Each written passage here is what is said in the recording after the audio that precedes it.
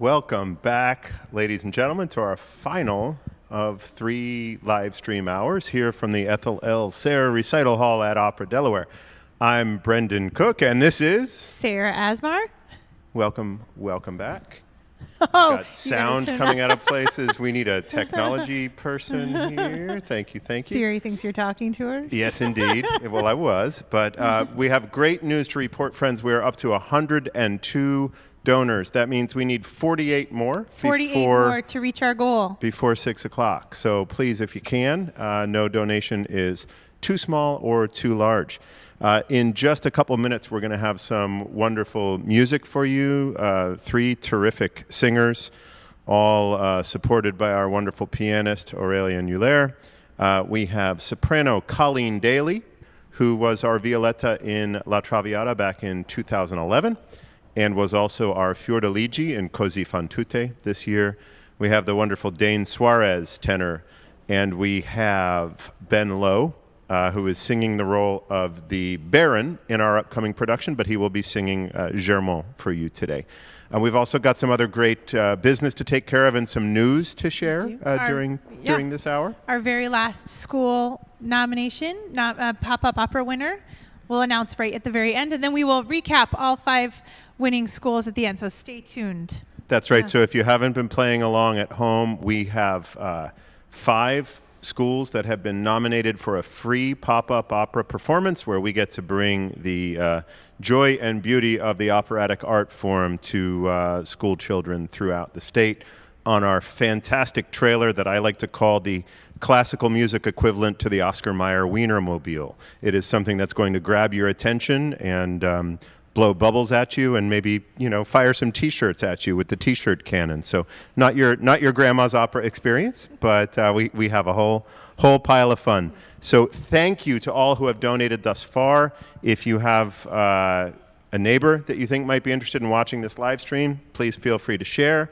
And as I said, we could use 48 more donors in the next 6 hours. Before 6 o'clock. We're a little tired. I quit. 4 hours? Wait, where are we? We're at 3, right? We're at 3 hours. 3 hours. Oh my God! It's getting much by 2. Much more high stress and much more extreme. So please call twice the number of people that you would have called otherwise. Yeah. So I have a question for you. Oh my God! Okay. Because we ask, we ask artists a lot of questions. They're the ones on stage. They're the ones we want to talk to, right? But this is called ad-libbing, ladies and gentlemen. No, it's not. I want to talk to you. I want to talk to you. So I love asking artists, why they love performing, why they love certain companies, how they feel about traveling, things like that. I want to know from you what opera means to you. Oh my gosh.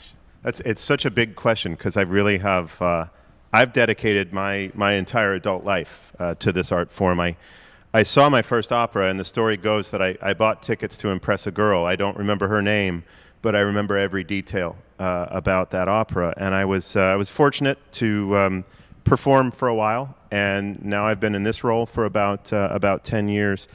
I think what it means to me, and actually I was just talking to one of our artists about this last night, the most amazing thing that opera means in my life is the people that are attracted to it, both on the art-making side and on the patron side. There's something about this magnificent art form that just attracts the most interesting and generous and lovely people.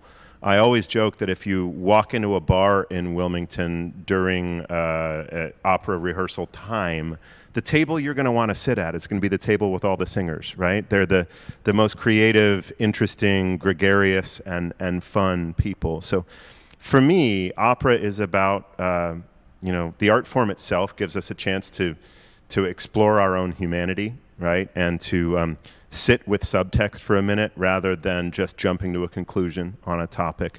But in my professional life, it really is the people that surround it, from the folks that roll their sleeves up in our boardroom and get to work, to the people that come to the opera, and to the artists who make it. I mean, there are a bunch of magicians on that side of the stage, and I just, I'm energized when they're around. When this building is full and every square inch of the building is humming with art, it's a really great feeling. So for me, it's about the people. How about you? Can you do that in fewer sentences than I did? Because I think we're ready for some music. I don't know. I'll hold off, and I'll give mine at the next break. When we're vamping at the next break. So maybe we can do just a quick lead-in for Traviata and what you're going to hear from Colleen and Dane to begin. Absolutely. When La Traviata begins, Violetta is at a party at her home surrounded by her friends, and she is immediately introduced to Alfredo, who is an especially ardent admirer and asks about her quite frequently, as we soon hear. The party guests think that Alfredo's innocence is so adorable and that he has less than zero chance with Violetta. So they ask him to propose a toast, and he begins by praising the virtues of love, while Violetta follows in support of love with no strings attached. Alfredo has caught Violetta's eye with his vulnerability. She knows that she's very sick and will soon die, and she's been able to hide how serious her illness is. When she suddenly feels faint, she convinces the partygoers to leave the room, insisting that she's just fine. Alfredo stays behind to tell Violetta that he's hopelessly in love with her. Even though Alfredo is tugging at her heartstrings and she's starting to develop feelings for him, she responds that she doesn't have room for love in her life right now. She lets her true feelings come through, and she gives him a camellia and tells him to return when it has wilted. Alfredo leaves excited, knowing that the flower will fade quickly and he will get to see Violetta the very next day. Once she is alone, Violetta fights with her conflicting feelings. On one hand, she doesn't want to give up her life of freedom and doubts that opening her heart to love is wise. On the other hand, Alfredo has done what no man has done before and made her wish to be loved. And cared for. It matters how you enunciate. When we are in the theater, I promise you, when Violetta is done singing, the curtain drops and there is thunderous applause, which we will emulate here.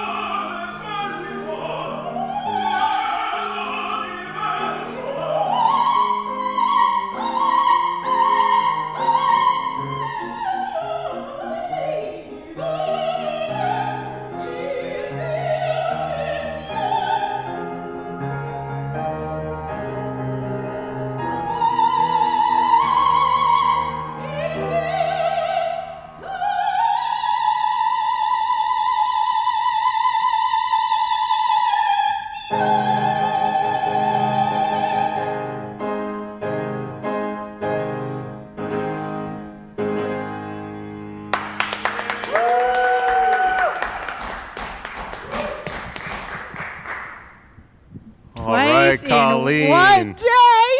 That's the third time I've heard it in 24 hours. It gets better every time. It was awesome to start, but golly. It's not the way my singing went. The more I would sing it, like the harder it would become. You make it easier every time you do it. Well, we don't have to keep doing these live streams because then it would be a very different experiment. I might be more on the.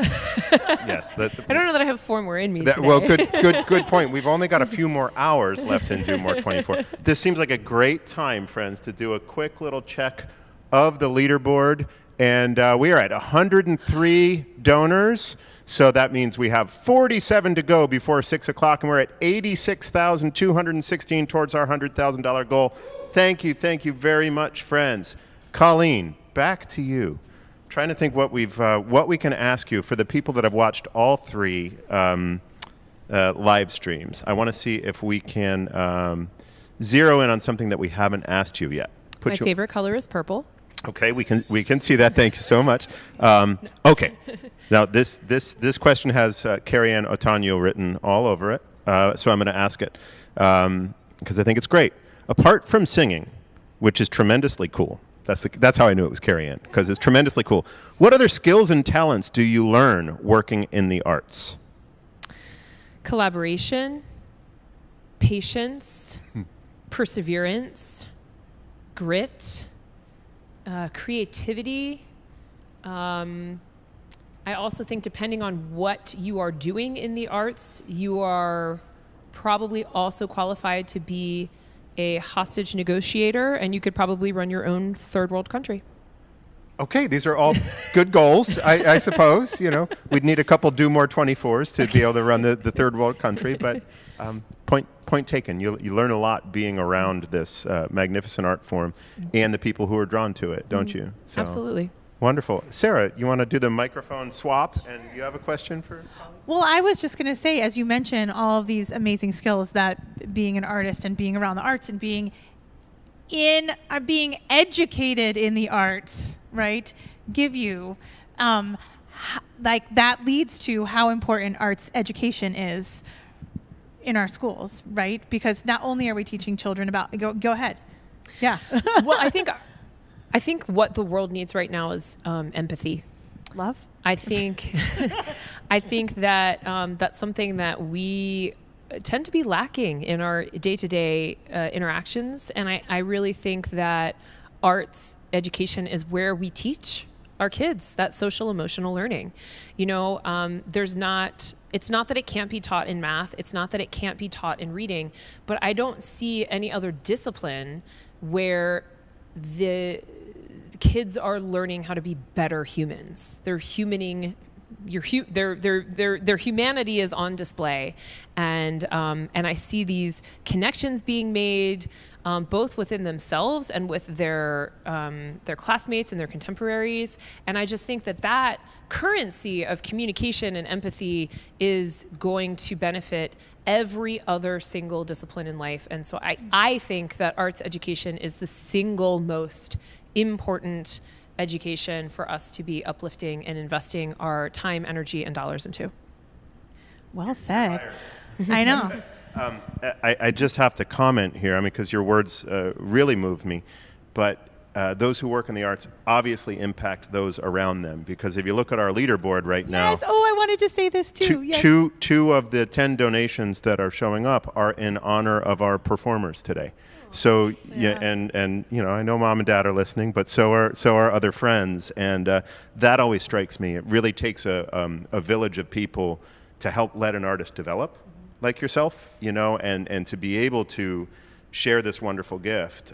You don't get there on your own, right? You get there with the help and support of a lot of people, and I am quite moved to see donations coming in from California in honor of Ben, and from Maryland or wherever in honor of you. That just that tugs at my heartstrings. So how cool is that? Yeah. Should we get back to some singing before I start like getting all hippie and crying and stuff? Sarah, we're going to give a little lead in for the next scene. Yes. Great. Where? Oh, I totally lost track of where I was there for a hot minute. We're going on into Act 2, right? Yay. Okay. So the next time we see Violetta, it is clear that she has chosen a life of love with Alfredo over her former life. They are living in her country home far from the Paris society where they first met. And Alfredo discovers that Violetta is paying her bills partially by selling her possessions. So he takes off for Paris to get money to help her. And then Violetta gets an invitation to a masked ball from her friend Flora, but she's happy to decline and enjoy her quiet life. Soon, Alfredo's father, Giorgio Germont, pays a visit and demands that Violetta ends the relationship. It turns out that Alfredo's sister is engaged, and Alfredo's connection to Violetta is threatening to the upcoming wedding. As the conversation continues, Germont figures out that Violetta isn't after Alfredo's money, and that her love for him is unselfish and real. He switches tactics and appeals to her kindness, while explaining to her that in the real world, her relationship with Alfredo has no future. Violetta sadly gives in and agrees to leave Alfredo, but begs Germont to tell his son of her sacrifice when she has died. So give me 1 second to change cameras, and we will get back to some music. Oh, I'm glad that teardrop was. This is going well. Boom.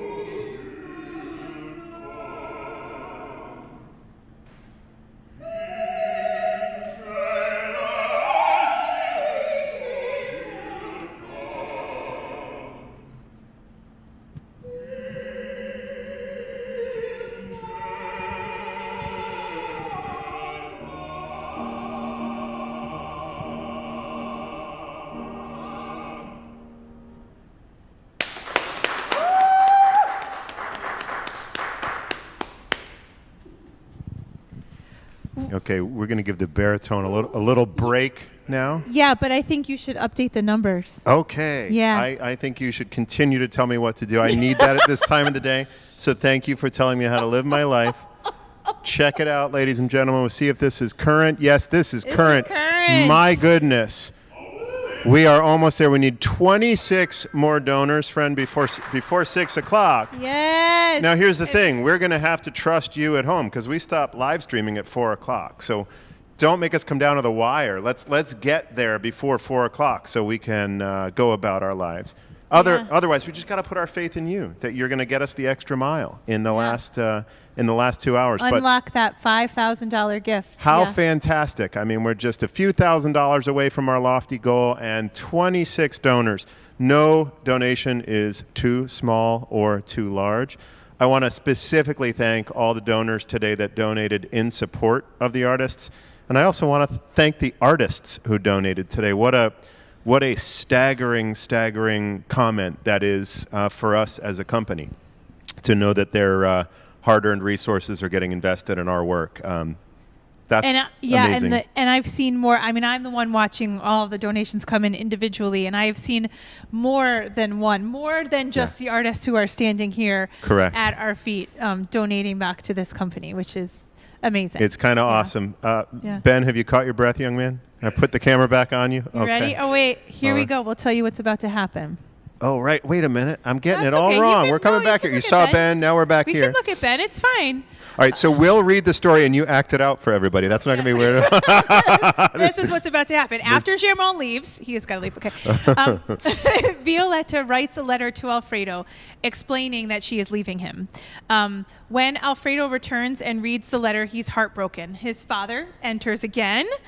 This is you. All you have to do is walk back on and off. This is you entering. His father tries to console him, but all the memories of home and a happy family can't cure Alfredo's jealousy, and he swears to seek revenge for Violetta's apparent betrayal.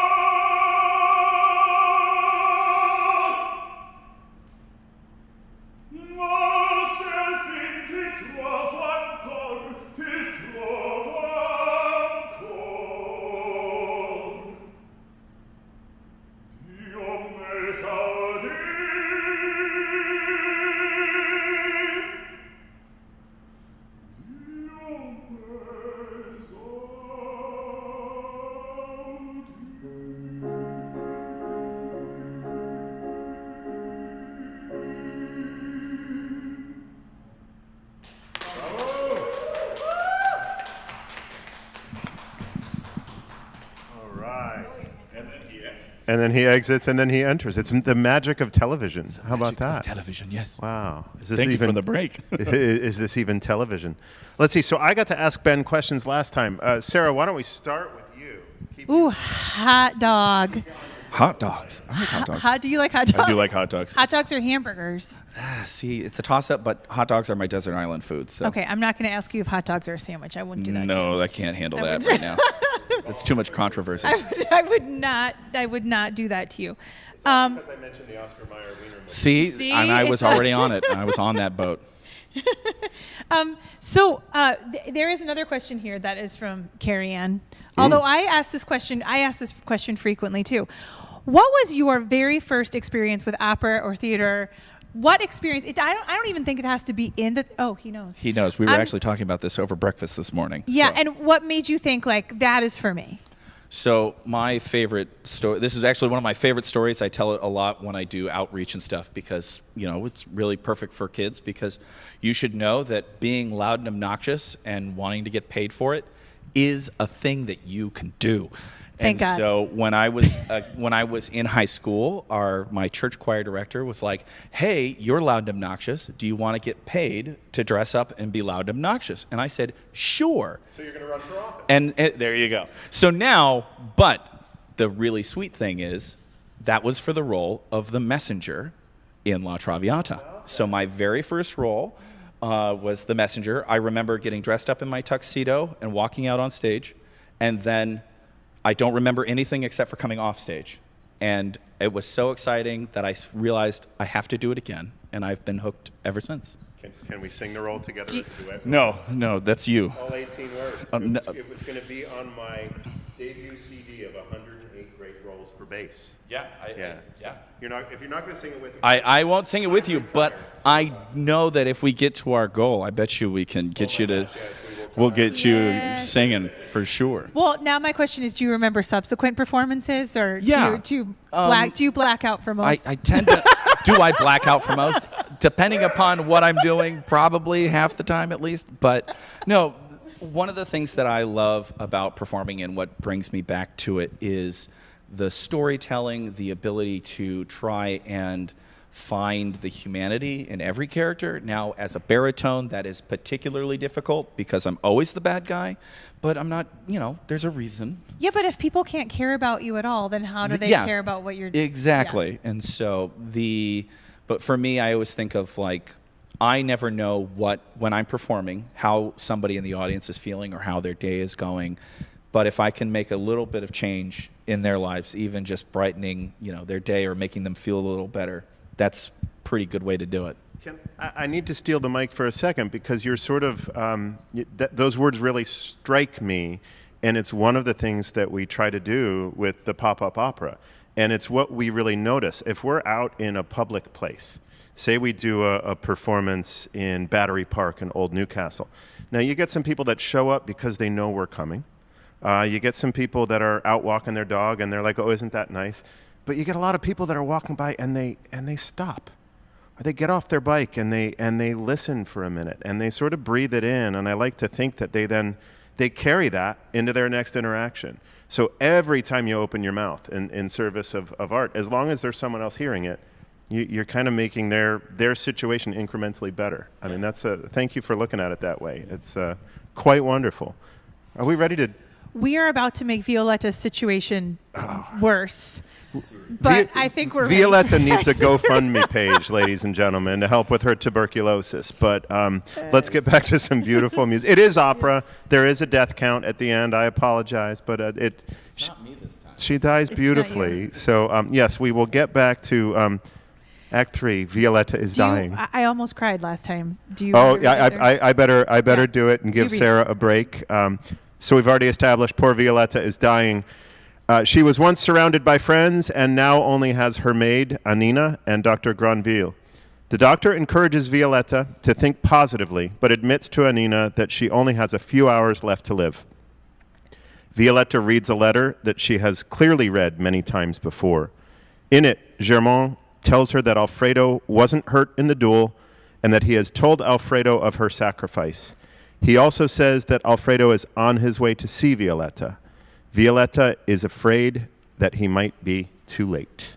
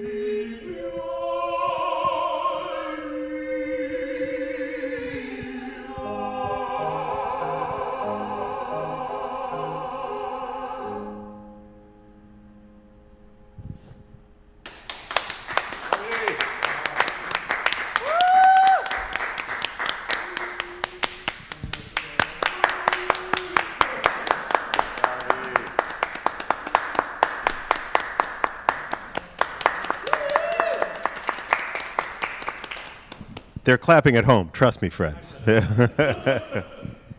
Okay, wonderful. Thank you so much, friends, for all of that beautiful, beautiful music. Yeah, we need a Dane. You know, we're working overtime now. We had too much fun. We went ham in this last one. Ooh, we did. But that's right. We were just talking about how excited we were for all of the donations. A couple of people and organizations I'd love to thank. First, a shout out to Joe Hannigan at Weston Sound for helping us figure out all of this this technology for today. The fact that you can hear us, you have Joe to thank. We have to thank Laffey-McHugh Foundation and PNC for their support of our free pop-up opera initiative with schools. Obviously, we want to thank our wonderful performers, and you are wonderful donors. To all the folks at Do More 24, to the Delaware Division of the Arts, and all those responsible for our stretch pool. Who am I forgetting, Sarah? I would say we need to thank United Way. Absolutely. Spur Impact. You said everybody at Do More 24. I'm just being more. You're being specific. We like that. That's what I do. Speaking of being specific, we have announced the winners of 4 out of the 5 of our pop-up opera schools. So I'm gonna recap and just say that we had a staff pick, we had an audience development team pick, we had a school that had the most nominations. We drew one out of a hat, and we let these fabulous artists read the wonderful nominations that came in and decide on one themselves. So the staff chose John G. Leach School in Newcastle County. The school with the most nominations was Townsend Elementary. The name that we wonderfully drew out of a hat, because getting to Sussex County is a huge priority for us, Cape Henlopen High School. The audience development team picked Springer Middle School, and our artists have worked together to pick our final.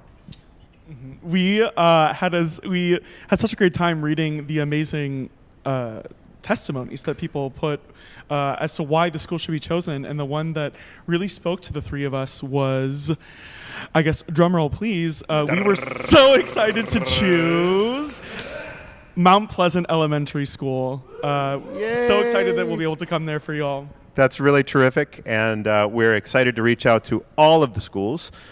We have to let you know, please mark your calendars for March 31st and April 2nd for La Traviata.